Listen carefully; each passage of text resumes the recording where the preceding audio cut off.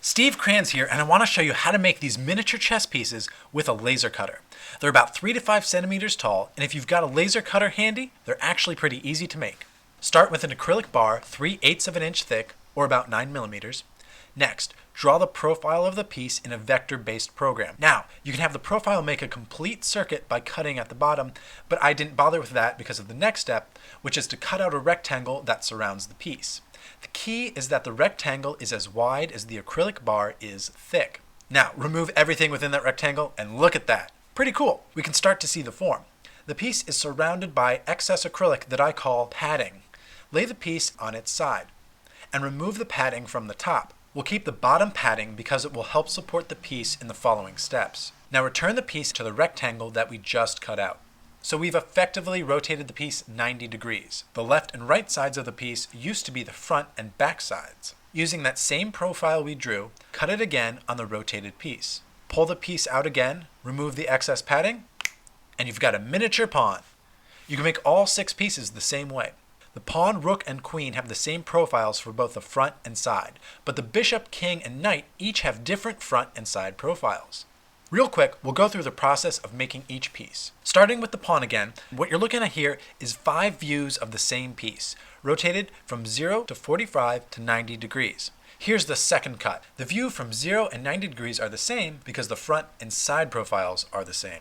Making the bishop is very similar, it's just a bit taller. The side profile has the iconic cut for the hat. Here's the first cut of the queen, and here's after the second. The king looks pretty similar. The cross on his head is cut differently between the front and the side. The rook is pretty straightforward. And lastly, the knight. The knight is definitely the most challenging to manufacture, but it is also the most distinctive. The king and the queen were my favorite pieces to design. I try to make the queen feminine with curves and a voluptuous bosom, while the king is more masculine and rigid with his straight edges. But my favorite feature is the subtle difference in their hats. The bottom of the king's hat goes straight down, while the queen's hat flares out. To me, I think of it as earrings on the queen. Here's a cool thing you can do. You can take the laser cutter's etching feature to give the pieces a frosted look.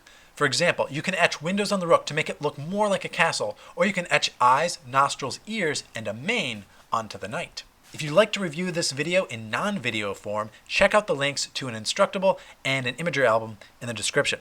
So I first made these chess pieces and took all the photos about 4 years ago when I was in grad school, and I just now got around to making this video. Believe it or not, I have a tiny problem with procrastination. But here's the real problem though. I have another project from around the same time. I made this object that I call a Turner's tetrahedron.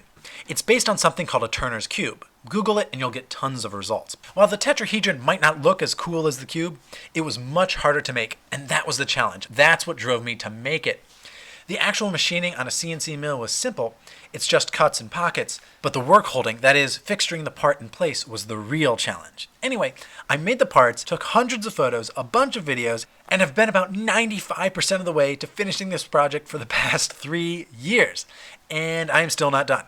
But I would love to finally finish it and move on. So if you would like to see me finish this project, let me know. And if I get a few comments like, "Hey Steve, you should do that. It'll totally be worth your time," it might just give me the motivation I need to actually finish it. Lastly, shameless plug here. I recently started a new job where I make YouTube videos about a new 3D printer. So click the link to check it out. And if you like 3D printing and you like the channel, please subscribe.